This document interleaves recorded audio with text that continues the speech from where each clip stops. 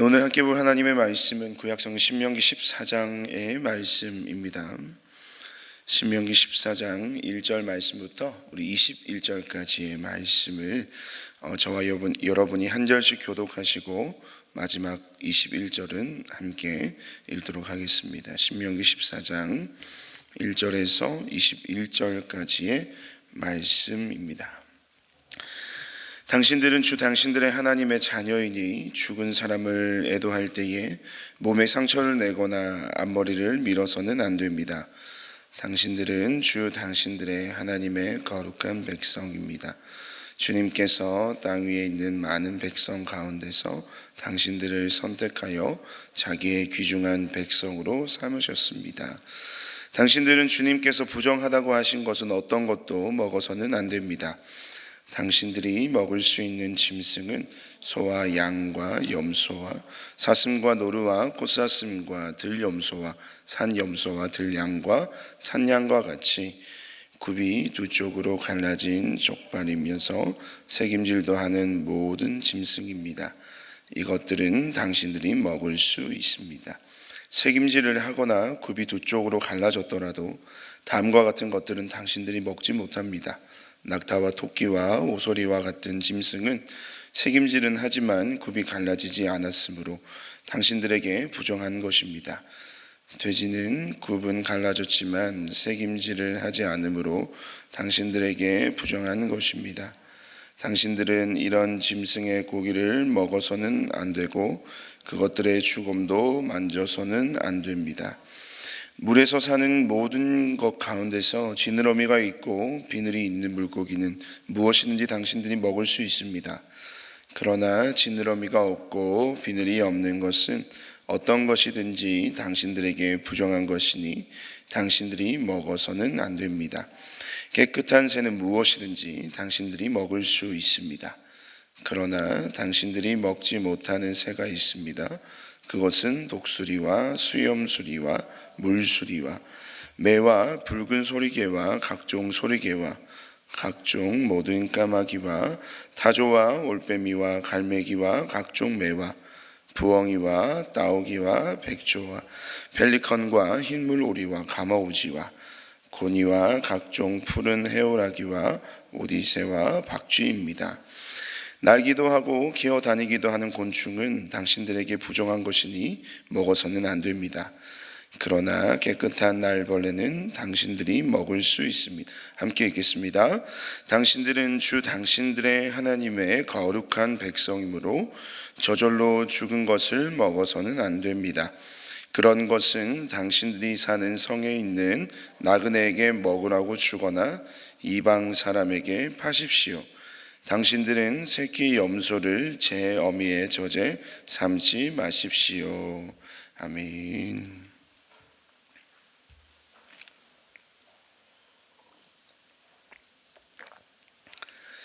네, 오늘 신명기 14장 우리 1절 말씀부터 우리 21절까지의 말씀을 가지고 정결법 규칙들이라는 말씀의 제목으로 이제 여러분과 잠시 은혜를 나누고자 합니다.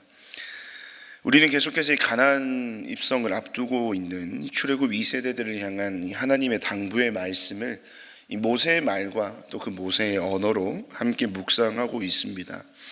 그 중에서 오늘 본문은요, 레위기에서 숱하게 다루었던 그 정결법에 관한 내용을 이야기하고 있습니다. 오늘 본문을 살펴보면 레위기만큼이나 아주 생각보다 구체적으로 그 정결법에 관해 말씀하고 계신 그 하나님의 말씀을 우리가 볼 수가 있는데요. 그 말씀 우리가 방금 쭉 읽었지만 어떤 내용들이 나옵니까? 장래에 관한 이야기가 나오죠. 죽은 자에 대한 애도를 표할 때 몸에 상처를 내거나 앞머리를 자르는 것 같은 행위를 하나님이 금하고 있습니다. 이 같은 애도의 문화는 그들의 것이 아닌 바로 이방인들의 것이었습니다.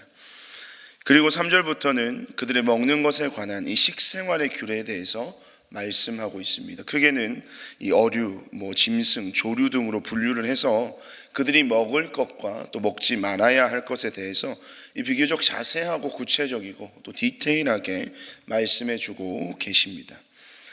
근데 오늘 본문을 저는 이렇게 묵상을 하면서 그런 생각이 계속 들었습니다. 어떤 생각이냐면 이 사람의 먹고 마시는 것이 뭐가 그리 큰 대수라고, 왜 하나님은 이 이스라엘의 식생활에 대해서 이토록 진심이실까 하는 생각이었습니다. 그런데 이와 같은 생각은 오늘 본문을 바르게 이해하고 묵상하는데 아주 중요한 포인트가 된다는 사실을 여러분 기억하시길 바랍니다. 왜 하나님은 이 이스라엘 백성들이 먹는 것에 그토록 진심이었을까요? 그 이유는요, 우리 1절과 2절 말씀 가운데 충분히 설명되고 있습니다. 우리 방금 읽었지만요, 1절과 2절 말씀을 다시 한 번 더 우리 한 목소리로 읽어보겠습니다. 당신들은 주 당신들의 하나님의 자녀이니 죽은 사람을 애도할 때에 몸에 상처를 내거나 앞머리를 밀어서는 안 됩니다. 당신들은 주 당신들의 하나님의 거룩한 백성입니다. 주님께서 땅 위에 있는 많은 백성 가운데서 당신들을 선택하여 자기의 귀중한 백성으로 삼으셨습니다. 아멘. 여러분 1절과 2절 이 말씀을 보시면 이 반복되는 어구가 분명하게 보이실 것 같습니다. 어떤 어구입니까? 1절 전반부에 보시면 당신들은 주 당신들의 하나님의 자녀이니라는 문구가 있습니다. 그리고 2절 전반부에도 이와 비슷한 당신들은 주 당신들의 하나님의 거룩한 백성입니다 라고 기록하고 있죠. 그리고 2절 후반부에도 비슷한 내용이 나옵니다. 당신들을 선택하여 자기의 귀중한 백성으로 삼으셨습니다 라고 기록하고 있습니다. 여러분 이와 같은 표현들 어떤 의미인지 여러분 분명하게 알고 계실 겁니다. 이런 표현들을 통해서 하나님은 이 지금 이스라엘 민족에 대한 하나님 자신의 소유권을 그들 가운데 분명히 하고 계십니다. 너는 내 백성이다. 내가 너를 택하였고 내가 너를 불러내었으며 내가 너를 인도하였다. 너는 나의 존귀한 백성이고 다른 그 누구의 것이 아닌 바로 너는 내 것이다 라고 하는 그 말씀을 이스라엘 백성들에게 말씀해 주고 계신 것이죠. 이스라엘 민족에 대한 이 같은 그 하나님의 소명 선언은 이스라엘 민족들로 하여금 이 자신들은 누구에게 속한 자입니까? 이 하나님께 속한 자라고 하는 이 그들의 정체성을 분명하게 해주는 말씀이었습니다. 나는 오직 하나님께 속한 자라는 그 믿음의 고백, 그 믿음의 귀한 고백이 바로 이 말씀을 통해 그들의 마음 가운데 확정되고 확정되는 것입니다. 이 하나님은 너는 내 것이라고 하시는 이 말씀을 오늘 우리에게도 동일하게 말씀해 주고 계심을 여러분 이 새벽 믿음으로 고백하시기를 바랍니다. 우리를 하나님의 당신의 것으로 택하여 주시고 또 당신의 백성 삼아 주신 것을 기억하며 이에 대해 우리 또한 하나님을 향해 어떤 고백을 드려야 하겠습니까? 우리 또한 그 주님을 향해서 나는 오직 당신의 것입니다. 오직 주 당신의 것입니다 라는 이 고백을 주님 앞에 올려드릴 수 있는 저희 여러분의 이 귀한 새벽의 자리가 되길 간절히 소망합니다. 다시 처음의 질문으로 돌아가세요. 그렇다면 주님께 속한 자로서 그 우리의 정체성을 알려주시는 하나님은 왜 먹는 것에 관한 이 정결법을 그들에게 말씀하고 계실까요? 그 답은 바로 이 히브리어 카도시에 있습니다. 이 카도시라는 것은 여러분이 잘 알고 계시는 거룩함입니다. 이 주님께 속한 자들, 이 주님께 속한 자들의 삶을 규정하는 그 대표적인 속성은 바로 이 거룩함이라는 것이에요. 하나님은 이스라엘 민족이 그리고 이 모든 성도들이 이 하나님께 속한 자로서의 합당한 그 거룩한 삶을 살아내기를 원하셨습니다.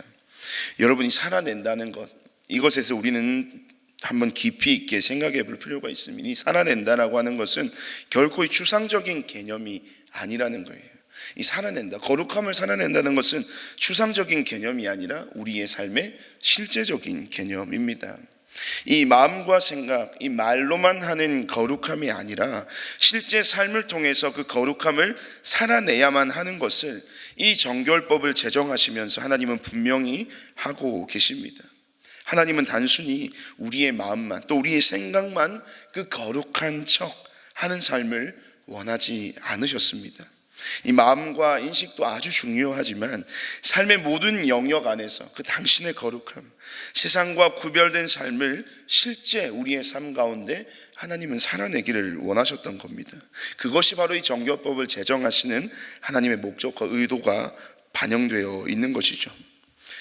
그렇기 때문에 우리는 오늘 이 본문을 대하면서 왜 이 돼지나 낙타나 이 토끼 같은 것들은 먹어서는 안 되는지, 또 왜 비늘이 없는 물고기는 먹지 말라고 하셨는지, 왜 독수리와 수리류 같은 이런 새들은 못 먹게 하셨는지에 대한 이유를 찾기 위해서 오늘 말씀을 묵상하는 건 사실 의미가 없는 것입니다. 그것은 마치 이 아담과 하와가 먹은 선악과에 어떤 이 죄악의 성분이 담겨 있는지를 생각하는 것과 똑같은 이야기일 것입니다. 이 부정한 음식에 관한 것은요, 우리가 잘 알고 있는 사도행전 10장의 말씀에 베드로가 이방인 고넬료의 집을 방문하였을 때 베드로에게 부정한 짐승의 환상을 보여주시고 그것을 먹으라고 하신 그 사건 가운데서 그것을 거부했던 베드로에게 주님이 그렇게 말씀을 하셨습니다. 사도행전 10장 15절 말씀, 하나님께서 깨끗하게 하신 것을 내가 속되다 하지 말라라고 하나님이 말씀하셨습니다. 이 말씀을 우리가 기억해 보건대 이 문제에 대한, 우리가 왜 이것을 먹지 말라고 하셨는지에 대한 그런 질문은, 그런 생각, 그것에 대해서는 더 이상 논하거나 생각할 주제의 영역이 아니라는 것을 우리는 기억해야 하는 것이죠. 그러면 우리가 이 새벽 이 말씀을 통해서 무엇을 묵상해야 하는 것입니까?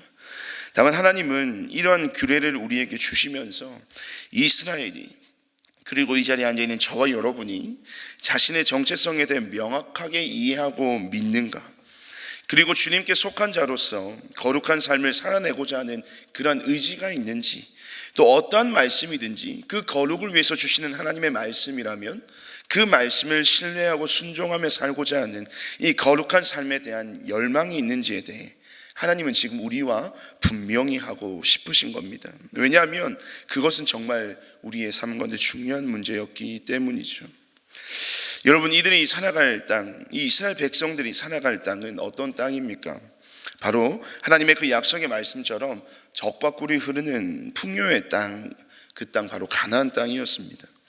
하지만 그 가나안 땅을 한번 기억해 보십시오. 그곳은요, 단순히 그냥 풍요로만 가득 차 있는 땅은 아니었습니다. 풍요라는 것은 이스라엘 백성들에게 주셨던 하나님의 그 풍성함의 약속을 의미하는 것이, 실제 그 가나안 땅은 어떤 땅이었습니까? 그곳은 뿌리 깊게 내린 이방인들의 문화가 가득했다는 것입니다. 향락과 쾌락에 물들어 무너질 대로 무너진 이 가나안은 죄로 타락한 성읍들이었습니다. 그렇기 때문에 그곳에서는 거룩이라고는 찾아볼 수 없는 그러한 땅이었고, 바로 그 땅에서 이스라엘 백성들이 정착하여 살아가야 했던 것입니다. 그래서 하나님은 그들에게 이 정복에 대한 명령을 주실 때 어떤 명령을 주십니까? 그 땅에 있는 것은 하나도 남김없이 다 진멸하라고 하셨던 겁니다. 그런 죄가 가득하고 음란하고 타락한 땅에서 이스라엘 민족들이 살아가야만 한다면 여러분, 그들에게 필요한 것, 하나님의 시선에서 그들에게 필요한 것은 과연 무엇이었겠습니까? 바로 하나님의 거룩한 백성이라고 하는 그들의 삶의 정체성이 필요했던 겁니다. 이것은 단순히 아까 말씀드렸던 것처럼 인식과 생각의 차원이 아니라 이 삶의 구체적인 모습과 생활에 있어서도 이 하나님께 속한 이 자로서의 전인격적인 그 삶의 거룩함이 그들 가운데 세워져야만 했던 겁니다. 그들의 정복 전쟁은 단순한 땅을 차지하는 수준이 아닌 이 치열한 영적 전쟁을 치루어야만 했습니다. 그래서 이스라엘은 이 자신들의 정체성을 분명하고 확고히 해야만 했고요, 또한 일상의 자리에서 그 거룩함을 세워가는 끊임없는 삶의 훈련들이 그들 가운데 충분히 필요했던 겁니다. 그렇게 하나님은 정결법을 통해서 이 가나안에서 벌어지게 될 그 치열한 영적 전투를 이 정결법을 그들에게 주심으로 그들을 준비시키는 하나님의 그 마음과 의중을 우리는 이 새벽 이 말씀을 통해서 바라보아야만 하는 것입니다. 우리는 이 같은 영적 전투의 전장, 우리 이 말씀을 대하면서 그런 생각을 떠올릴 때 그 영적 전투의 전장이 그렇게 낯설게 느껴지지는 않습니다. 왜 그럴까요? 왜냐하면 지금 우리의 삶의 현장이 바로 이같이 치열하고도 또 처절한 영적 전장이기 때문입니다. 우리는 지금도 이 총성 없는 전쟁을 치르고 있는 이 영적 전쟁의 한복판에 서 있습니다. 그러면 그 영적 전쟁의 한복판에서 저와 여러분은 지금 어떤 삶의 생각과 또 어떤 삶의 태도로 현재를 살아가고 있습니까? 정말로 하나님의 그 말씀처럼 그 하나님의 부르심을 따라 거룩한 백성으로 살고자 하는 그런 열망과 열의로 여러분은 살아가고 계십니까? 아니면 세상 속에서 살아가면서 그들과 동화되어 이 주께 속한 자의 삶이 아닌 이 세상에 속한 자의 삶을 살아가고 있지는 않으신지요? 마치 내가 처음부터 세상에 속한 자였던 것처럼 그런 착각 속에서 그들과 동화되어 살아가고 있지는 않은지 하나님이 이 새벽 우리의 삶을 스스로 돌아보기를 원하시는 겁니다. 사랑하는 여러분, 이 죄가 가득한 세상 안에서 우리가 이 거룩을 살아낸다라고 하는 것은 분명히 쉽지 않은 일입니다. 하지만 주님께 속한 자로서 이 거룩을 살아내고자 하는 그 열망과 또 끝까지 인내하고 포기하지 않는 그런 거룩에 대해서 열심히 사는 자들에 대해, 그런 삶에 대해 하나님은 어떻게 응답하실까요? 하나님은 바로 그러한 자들의 삶 가운데 이 샬롬의 은혜로 또 평강의 충만함으로 분명히 응답해 주실 것입니다. 그런 주님을 신뢰하면서 오늘 하루도 우리 자신의 삶 가운데 온전한 삶의 거룩을 살아내시는 저와 여러분의 삶이 되시기를 주님의 이름으로 축복드립니다. 우리 시간 말씀을 기억하며 우리 함께 기도하기를 원합니다. 먼저 말씀을 기억하며 기도할 때 하나님, 정말 하나님 안에서 나의 분명한 삶의 정체성을 확실하게 세워 주시옵소서로 기도합시다. 세상 안에서 또 세상 가운데 살아가지만 결코 세상과 동화되지 않는 굳건한 믿음의 심지를 우리에게 허락하여 주시고, 또 믿음과 거룩에 있어 이 결코 나 스스로와 또 세상과 타협하지 않는 이 거룩한 삶의 예배자로 오늘 하루 살아가게 하여 주시옵소서라고 우리 말씀을 위해서 기도해 주시고요, 우리 오늘 특별히 가정을 위해서 함께 기도하는 날입니다. 은혜샘물교회에 속한 모든 믿음의 가정들을 주님 축복하여 주시옵소서. 말씀이 기초가 되어 반석 위에 세운 집과 같은 견실한 믿음을 소유한 믿음의 가정들이 되게 해달라고 기도해 주십시오. 특별히 가족을 위해 수고하고 헌신하는 우리 사랑하는 부모님들, 우리 부모님들에게 힘과 능력을 더하시고, 또한 우리 사랑하는 모든 자녀들의 삶을 주님께서 책임져 주시고 선한 길로 인도하시도록, 또 특별히 기도할 것은 믿지 않는 불신 가족이 있다면 주님께서 그들에게 복음을 듣게 하시고 믿음을 주시사 속히 주님께로 돌아오는 기적과 같은 역사가 일어나게 하여 주시옵소서라고 우리 가정을 위해서 기도해 주시고요, 마지막은 우리 교회 일정을 두고 함께 기도했으면 좋겠습니다. 특별히 우리 이번 주 토요일에 있는 목자 수련회를 위해서 함께 기도해 주십시오. 이 목자 수련회 가운데 하나님께서 은혜와 도전을 주실 수 있도록, 또 말씀을 전하시는 우리 석정일 목사님, 그리고 모든 일정 가운데 우리 안에 감사와 감격이 충만한 시간들이 될 수 있도록 또 준비하는 모든 손길과 모든 일기와 성경들을 두고 우리 시간 교회의 모든 일정을 위해서 함께 기도하시고 또 자유롭게 기도하시고 돌아가시길 바랍니다. 우리 함께 기도하겠습니다.